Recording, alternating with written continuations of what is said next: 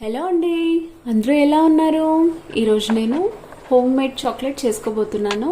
ఇది పిల్లలకి పెద్దలకి అందరికీ ఎంతో ఇష్టమైన రెసిపీ. దీనికి కావాల్సిన పదార్థాలు ఏంటో చూసేద్దాం.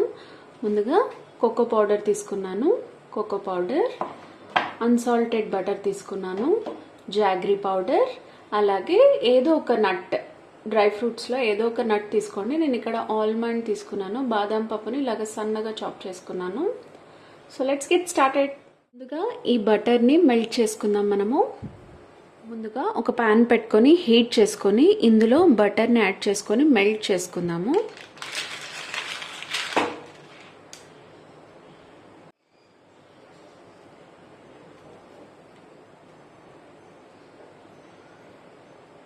ఈ విధంగా బటర్ని మెల్ట్ చేసుకున్నాం కదా, దీన్ని చల్లారనిద్దాము.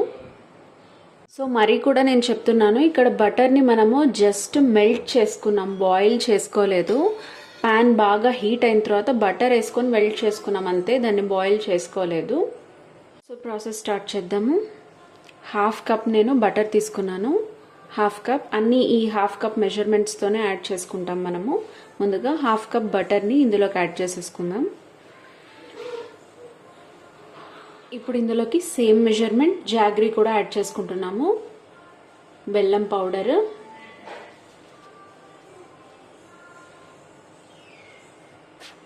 ఇప్పుడు ఇవి రెండు బాగా మిక్స్ అయ్యేలాగా కలుపుకుందాము. ఇప్పుడు ఇందులోనే కోకో పౌడర్ కూడా యాడ్ చేసుకుంటున్నాను.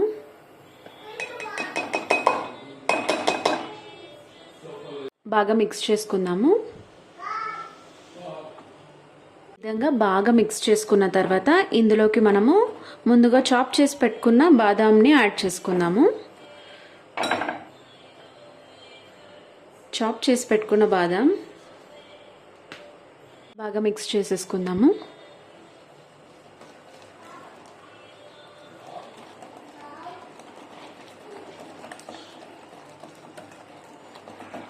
ఇప్పుడు ఈ బ్యాటర్నంతా ఈ బటర్ పేపర్ వేసుకొని పెట్టుకున్న ఈ ప్లేట్లోకి ట్రాన్స్ఫర్ చేసేసుకుందాము.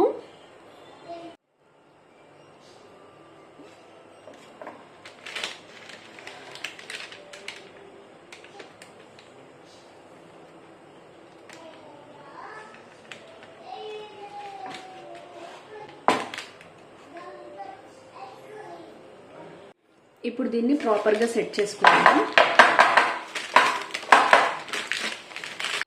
ఈ విధంగా సెట్ చేసుకున్నాక ఇది గట్టిపడే వరకు ఫ్రిడ్జ్లో పెట్టుకొని ఫ్రీజ్ చేసుకుందాము. సో చాక్లెట్ అనేది రెడీ అయిపోయింది.